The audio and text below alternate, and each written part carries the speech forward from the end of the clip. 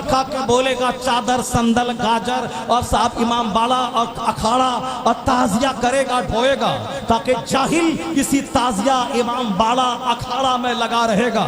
نماز روزے حج و زکات اسلام کی تبلیغ جہاد وہ ساری چیزوں کو چھوڑ کے دوستو السلام علیکم ورحمۃ اللہ وبرکاتہ. دوستو امید کرتا ہوں کہ آپ تمامی حضرات اللہ تبارک و تعالیٰ کے فضل و کرم سے بخیر و عافیت میں ہوں گے. اللہ تبارک و تعالیٰ ہم سب کو اپنے حفظ و امان میں رکھے.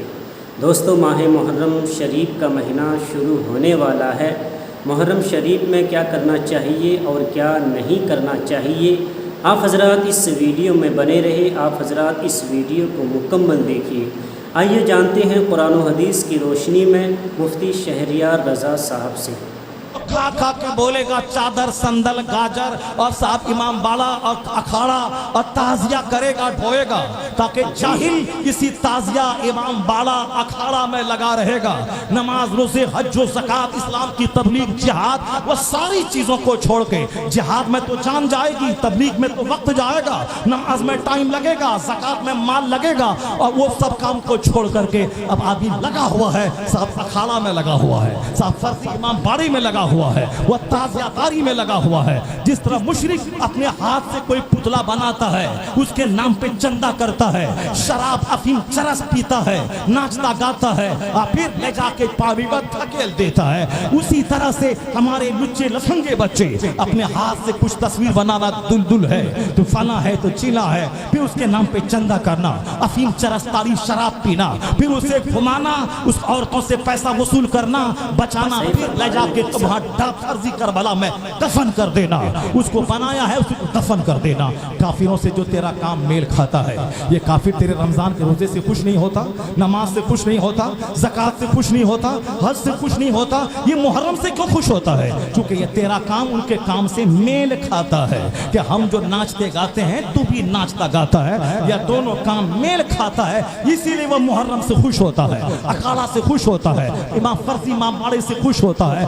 ہمارا تہوار بتا دے اسے کہ میرا تہوار کا جب دن آتا ہے تم تو ناچتا گاتا ہے، میرا تہوار ڈیلی 5 نماز، عید کے دن 6 نماز ہو جاتی ہے، روزانہ 5 نماز، بقرعید کے دن 6 نماز، ڈیلی 10 پیسہ خرچہ کر، عید کے دن صدقہ فطر نکال تاکہ غریبوں کے چولہے میں آگ سلگے گی. پھر عیدگاہ جانا، 1 لاکھ کا بکرا ذبح کر اس کا 3 حصہ کر، ایک غریبوں کو دے دے، ایک دوست احباب کو دے دے، ایک اپنے گھر میں رکھ. یعنی میرا تہوار آتا ہے، خیرات بڑھ جاتی ہے، صدقات بڑھ جاتے ہیں، نماز بڑھ جاتی ہے، تکبیر اللہ اکبر کہنا بڑھ جاتا ہے، حسین پیتی بڑھ جاتی ہے، غمگساری بڑھ جاتی ہے. بتا دے سجدہ کر کے میری عید کے دن 1 نماز الگ سے واجب ہوتی ہے، بقرعید کے دن 1 نماز الگ سے واجب ہوتی ہے. تجھ کو ناچ مبارک ہو، تجھ کو گانا مبارک ہو، تجھ کو شراب مبارک ہو، اور مجھ کو میرا سجدہ مبارک ہو، میری خیرات مبارک ہو.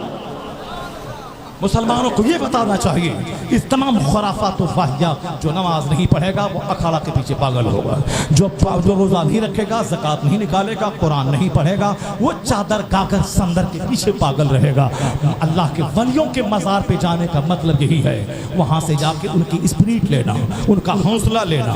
وہ جو ایک 40 دن نہیں 10 سال سے روزہ رکھتے ہیں، ان کی اسپرٹ لینا کہ 10 سال تک لگاتار روزہ رکھا، صرف ان دنوں کو چھوڑ کر جن دنوں میں روزہ رکھنا حرام ہے. کم سے کم ہم تو رمضان کے سارے روزے پابندی سے رکھ کر، روزانہ تراویح کی نماز پڑھ کر، کم سے کم رمضان میں تہجد کی نماز تو پڑھ لیں، کم سے کم رمضان میں تو 4-5 ختم قرآن کر لیں.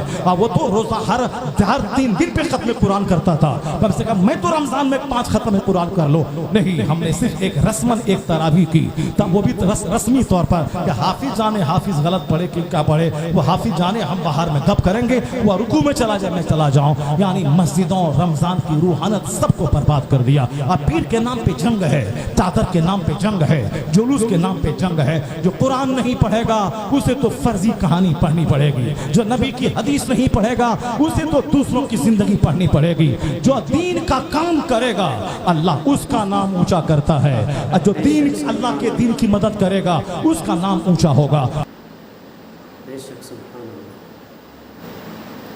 دوستو بہت ہی خوبصورت انداز میں قرآن و حدیث کی روشنی میں مفتی شہریار رضا صاحب فرما رہے تھے ہم سب کو چاہیے کہ ان باتوں پر عمل کریں۔ اللہ تبارک و تعالی ہم سب کو ان باتوں پر عمل کرنے کی توفیق عطا فرمائے اور ہم سب کو اہدنا الصراط المستقیم پر چلنے کی توفیق و رفیق عطا فرمائے۔ حسین تیری عطا کا چشمہ دلوں کے دامن بھگو رہا ہے، حسین تیری عطا کا چشمہ دلوں کے دامن بھگو رہا ہے، یہ آسمان میں اداس بادل تیری محبت میں رو رہا ہے، یہ آسمان میں اداس بادل تیری محبت میں رو رہا ہے، نہ جانے کیوں میری آنکھوں میں آ گئے آنسو، نہ جانے کیوں میری آنکھوں میں آ گئے آنسو، سکھا رہا تھا میں بچوں کو کربلا لکھنا، سکھا رہا تھا میں بچوں کو کربلا لکھنا۔ دوستو حدیث پاک میں ہمارے نبی صلی اللہ تعالی علیہ وآلہ وسلم کا فرمان موجود ہے، حسین مجھ سے ہے اور میں حسین سے ہوں۔ اللہ تبارک و تعالی اس سے محبت فرماتا ہے جو امام حسین سے محبت کرے۔ اللہ تبارک و تعالی ہمارے دلوں میں امام حسین اور کربلا والوں کی سچی محبت عطا فرمائیں۔ دوستو امید کرتا ہوں کہ آپ تمامی حضرات کو یہ ویڈیو بہت ہی زیادہ پسند آئی ہوگی۔